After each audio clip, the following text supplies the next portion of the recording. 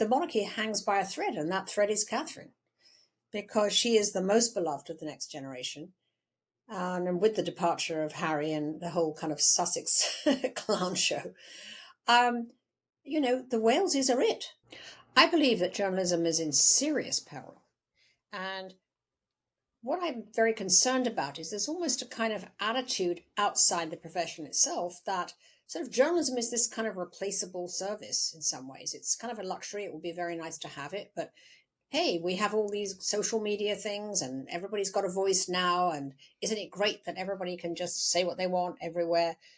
And it's not realized. I don't think people realize just what the world looks like without journalism. In fact, you've only got to look around and see in front of us what it looks like without journalism. In places like Russia, in places like Hong Kong, where suddenly it went from being a free society to being one where, the owner of a newspaper can be locked up and put in prison.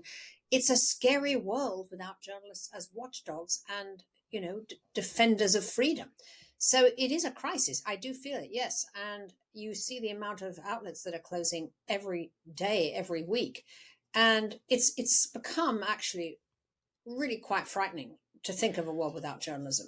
But I know you feel passionately about this. I care as well. We're pretty much the same generation. I don't know whether my children care particularly. And that is also a worry. I mean, they probably do get a tremendous amount of their news from sources that, frankly, I wouldn't trust. What do we do about that? I think that's the problem, is that I think that the time that they wake up, it'll be too late. That's the issue. They may well not care at the moment, but they will come to care as society becomes increasingly chaotic, increasingly dangerous, increasingly violent, and increasingly devoid of accountability. I mean, we're going into an election in both countries in which so often, I mean, we know nothing about any of the local candidates, for instance, because local news has become a kind of a desert. I think actually William Hague wrote a good piece in the Times recently about that and said, how in his day when he was running as a candidate, I mean, you were held accountable. You said something that wasn't true and you were corrected, or you made false claims about, your record and somebody, wrote about it. So it doesn't happen now. So people just don't really know anything much about their local candidates except what someone else has said on social media that's completely unchecked. So I mean, I think it's a real hazard. You are based in the States, aren't you? And presumably, well, I'm going to imagine that as we speak, as we record this chat, this conversation, Stormy Daniels is giving evidence in the Trump trial, and you laugh in a kind of, "Ugh, what can we do about this type of situation?" But this is a hellish set of circumstances that we couldn't have imagined happening 20 or 30 years ago, could we? Not really. I mean, this is part of this sort of, it's remarkable what we can all get used to and how you sort of define downwards what you're used to. That's the issue.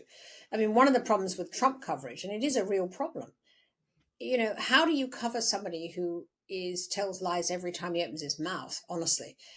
And yet, how do you not come off as just simply this kind of shrill, like finger pointing sort of cadre of the press?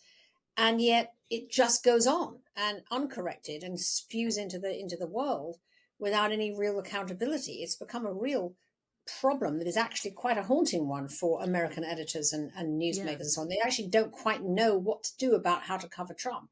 There's just so much of it now that is fallacious, and no kind of standard of what is really accuracy, which is really why I started the Truth Tellers Summit, which is in my husband's name, Sir Harold Evans, who was the legendary editor of the Sunday Times. And it's not about celebrating his golden era, because I mean, his era was remarkable. He had so many world scoops and was, it was such an important newspaper that everybody read. But really to try to say, we don't have to keep celebrating the old vanished era. That's not what we want. We simply want to be able to have journalists supported to tell their stories in any form they can. It doesn't have to be print, but you don't want to find that when a newspaper folds, what you get instead is a kind of tepid, pathetic little sort of digital site with three people on it, which is sort of the way we're going right now when news platforms all over the place close, every week. Just briefly back to Trump, because I don't want to waste too much time talking about him. It's hard, isn't it, when even those of us who despise him and pretty much hate everything he stands for still, and I hate to say this, still enjoy some of the showbiz element of his buffoonery. I mean, heaven help us, but even people who hate him find him faintly entertaining. I mean, do you go along with that? Well, I mean, I think unfortunately, the other side is a lot to blame as well, because they have been so kind of puritanical, humorless, and sort of condescending about Trump that they absolutely refuse to understand his appeal, which is wide and deep, as we know. And as a result, they're going to be steamrolled again because they will not understand why people find him attractive. And they find him attractive because they think that he is direct, that he does break through the sort of wokeness, political correctness, whatever you want to call it, which people just hate. Many people just hate. They feel that he's the antidote to that. And they've come to sort of hate liberals so much because of that, that they turn more and more towards Trump. And that is, of course, something that the sort of so called serious media doesn't really like to discuss. There's now a completely separate, much more in America than in the UK, where there is a plural press. You know, you've got still got, for all of its shrinking, you still do have in the UK a lot of newspapers, really, even if they're smaller than they were. That is not true. And they're centralized, you know, it's for the whole country, national newspapers. You don't have that in the US at all. So essentially, the kind of quote serious press just talks to itself, really. Yeah. And everybody else is on, all of these different social media sites, Fox News, whatever they choose, but they're not really looking at those stories at all. So it's really about silos and pods essentially in the US, which I don't think is as big a crisis in the UK. So, in brief, you're quite prepared for another Trump victory. Right now, I see a Trump victory. I do. Yes, I do. Because I think that two things. One is that the Gaza demonstrations have spread so much, and of course, images of uproar and social discord fuels the Trump vote. And secondly, because of the border and the immigration, in which those scenes of huge amounts of immigrants coming in fuels the Trump lobby too. So at the moment, I do see a Trump victory. And actually, at the summit next week, at the Truth Teller Summit, we're going to have a very good discussion about Trump 2.0 and how the media is going to handle it. We've actually got one of the leading Hispanic anchors coming in for it, Jorge Ramos. He's a great legend in the US. He's the leading Latino anchor, and he was famously ejected from a Trump press conference in 2015. He's coming in, and Kara Swisher, who's the very sort of counterintuitive tech journalist who will talk about, really what social media has done to politics. Jeff Zucker, who recently tried to buy the Telegraph and was rejected, but was running CNN all the way through the first Trump administration, is going to be joining us along with Emily Maitlis, so who can give the UK side. So I think that's going to be a very lively discussion actually at the summit about this big question, which is how should the media now address Trump too, essentially. Yeah, because he's the joke. He's a joke who keeps on giving and might go on to win again. So let's move on to more edifying matters. Can we talk about double standards? I mean, you've been a woman in the media for a long time. You've risen to such a high level. You've had some fantastically important jobs. You've been hugely influential, but you've been judged in a way that a man wouldn't be judged. Has that ever really got you down? It certainly got old. Let's put it that way.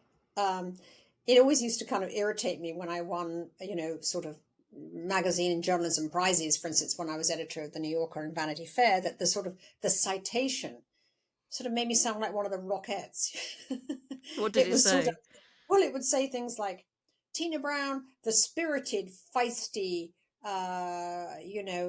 buzzy editor of what, you're thinking, wait a minute, the issue you're talking about, we had like a 20,000 word report about, El Salvador's gorillas.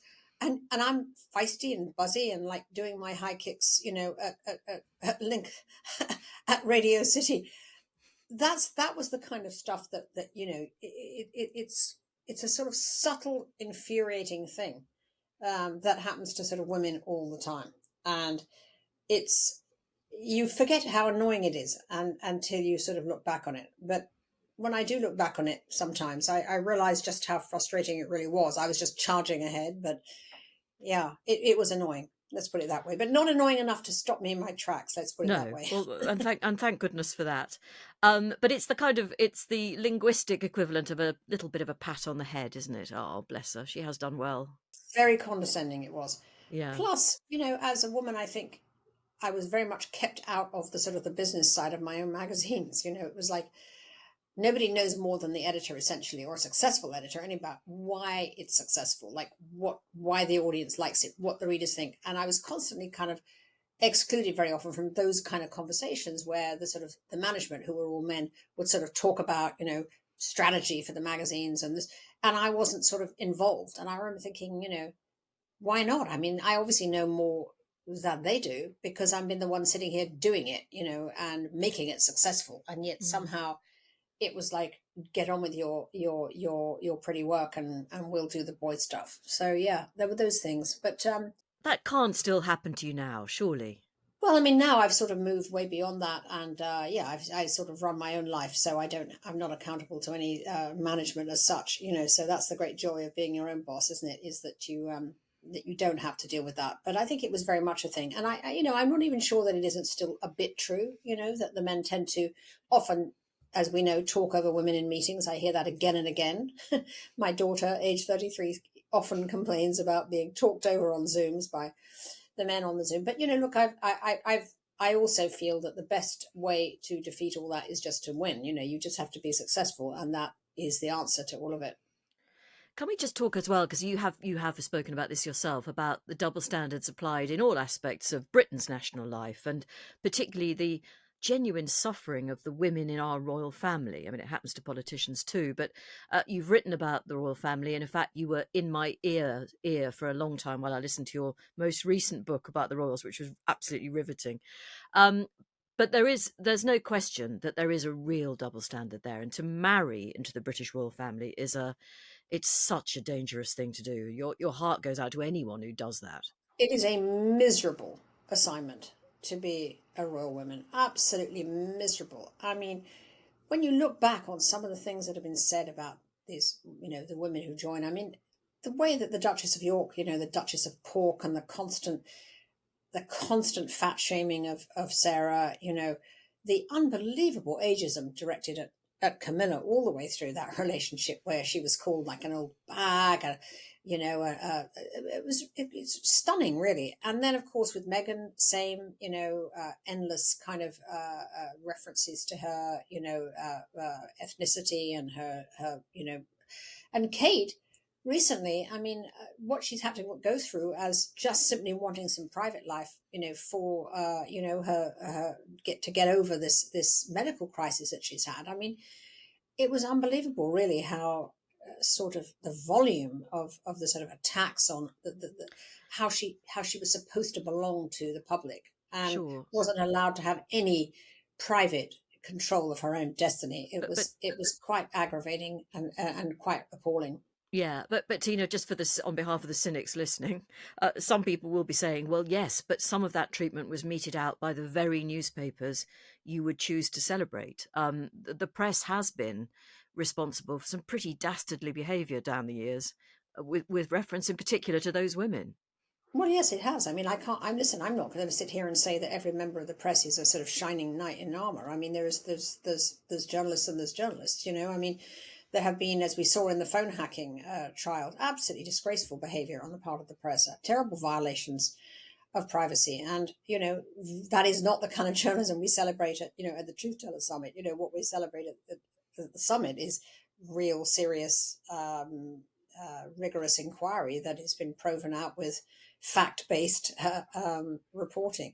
So yeah, I mean, there's no doubt that the way that the royals have been written about has been appalling. I have tried in my books to get it right. I really have, and it's not easy reporting on the royal family because there's not a lot of help that you get, but you do have a responsibility to try at least Mm. and get confirmation. And it's really remarkable when you do a royal book like that, just to discover how many things that you read are just completely made up. When you start to drill down and try to find a corroborating force for some of these stories, it's like you realize it was just made up out of whole cloth. So But there are also people who do try very hard to get it right. To I get it mean, right. Yeah. yeah. But you cannot, when you wrote that most recent book, you cannot have obviously not foreseen what has happened. And uh, Catherine's illness it's a real, obviously a personal blow to her, and we do wish her well, but it's pretty much a disaster for the royal family, isn't it? The fact that she isn't able to be a conspicuous presence it's really tough on the brand. I mean, to be really crude about it. It's a disaster.